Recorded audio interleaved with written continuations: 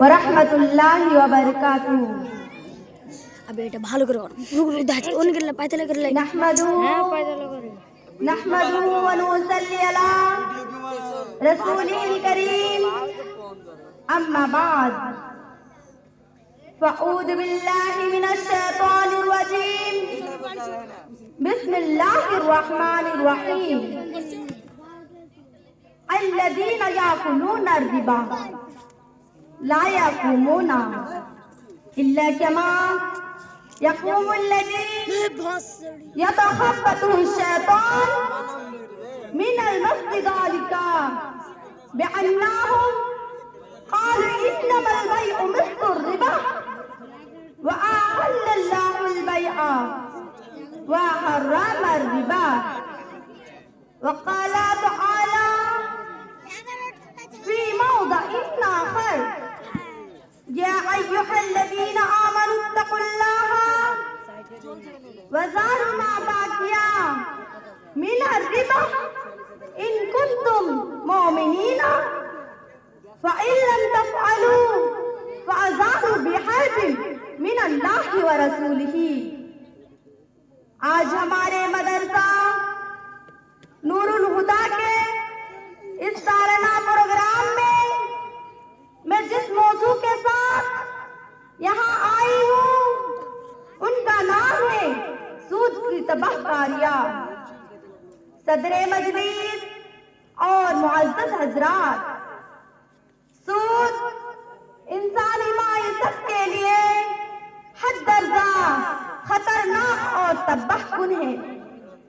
شریعت اسلامیہ نے اس کو صرف حرام ہی نہیں قرار دیا بلکہ اللہ تعالیٰ کے ساتھ اعلان جنگ کے ہم معنی بتایا ہے اور سخت عذاب کی دھمکی دی ہے۔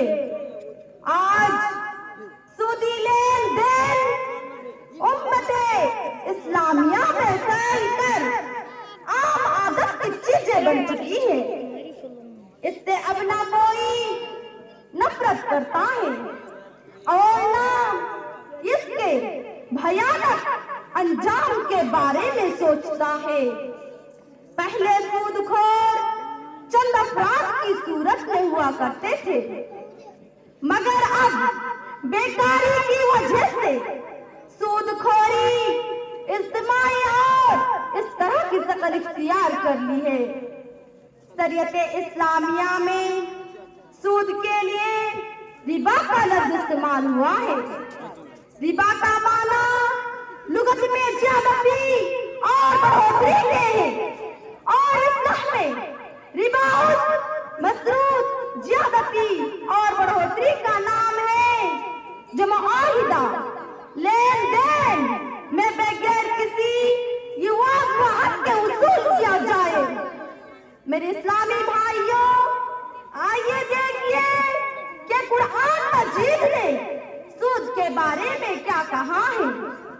چنانچہ اللہ تعالیٰ فرماتا ہے الذین یاکلون الربا لا یقومون الا کما یقوم الذی یتخبطہ الشیطان من المس، ذلک بأنہم قالوا انما البیع مثل الربا وأحل اللہ البیع وحرم الربا۔ جو لوگ سود کھاتے ہیں وہ اس ہوا باختہ اٹھیں گے جیسے شیطان نے بنا دیا ہو۔ اس سزا کی وجہ یہ ہے کہ انہوں نے کہا تجارت بھی سود ہی کی طرح ہے، حالانکہ تجارت کو اللہ تعالیٰ نے حلال کیا ہے اور سود کو حرام۔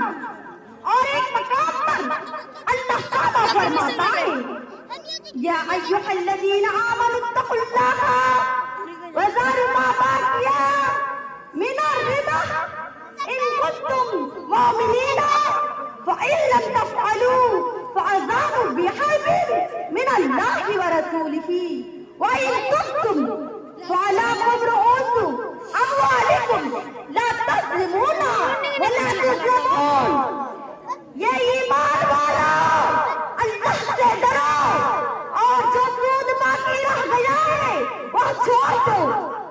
अगर तुम सचमुच ईमान वाले हो और अगर ऐसा नहीं करते तो अल्लाह ताला से और उसके रसूल से लड़ने के लिए तैयार हो जाओ। हाँ, अगर तौबा कर लो तो तुम्हारा सल्लाल तुम्हारा ही है, ना तुम जुल्म करो और ना तुम पर जुल्म किया जाए। मेरे दीनी भाइयों, आइए हदीस नबुया को देखिए कि अल्लाह के नबी सल्लल्लाहु अलैहि वसल्लम ने सूद के बारे में क्या फरमाया है। हजरत जाबिर रज़ियल्लाहु तआला अन्हु फरमाते हैं कि लआना रसूलुल्लाह सल्लल्लाहु अलैहि वसल्लम आकिल रिबा और मौकिलाहु व कातिबाहु व सय्यिदही व कालहु सवाहु। रसूलुल्लाह सल्लल्लाहु अलैहि वसल्लम ने सूद खाने वाले, खिलाने वाले, लिखने वाले और गवाही देने वाले पर लानत भेजी है। हम सवाल वह गुनाह में सबके सब बराबर है। इस हदीस से मालूम हुआ कि सूद की तमाम सूरतें हराम और अल्लाह की लानत का बाइस है।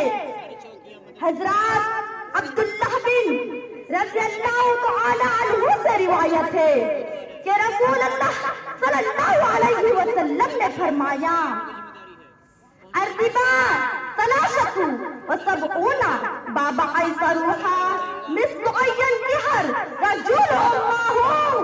सूद के 73 दर्जे हैं, सबसे कम तक दर्जा उस गुनाह की मिसाल है कि कोई आदमी अपनी माँ के साथ निकाह करे।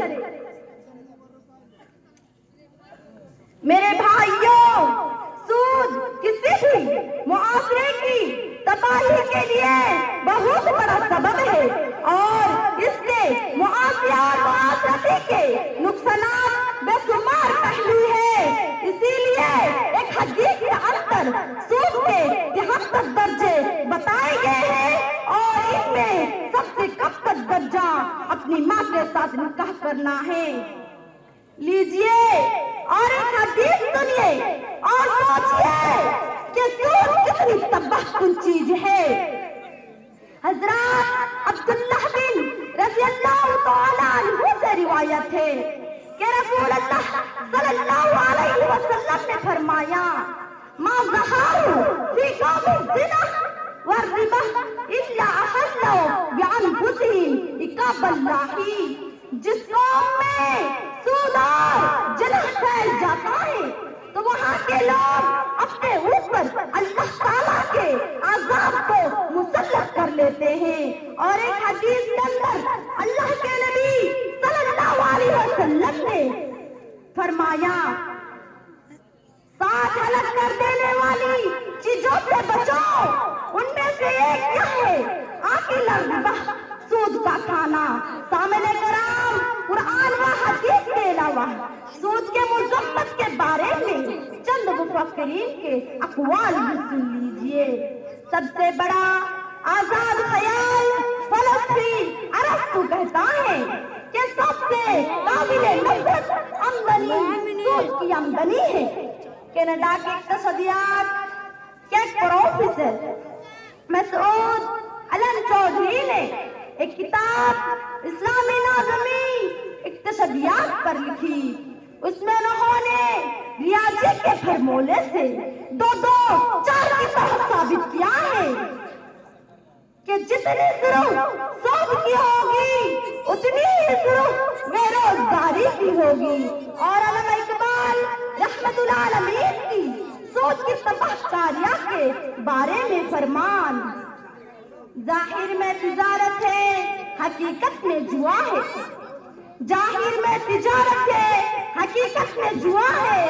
सूद एक का लाखों के लिए मर्ग मुफाजात, बेकारी, फाहुरियानी और माईखारी और इफलास क्या कम है? फरंगी मदनियत की फुतवाहात। आखिर में अल्लाह ताला से दुआ है कि मुआशरे को एडिट करवाना तो और हलाल तरीके से رزق حاصل کرنے کی توفیق دے. آمین. وآخر دعوانا ان الحمدللہ رب العالمین. السلام علیکم ورحمۃ اللہ وبرکاتہ. کٹ کٹ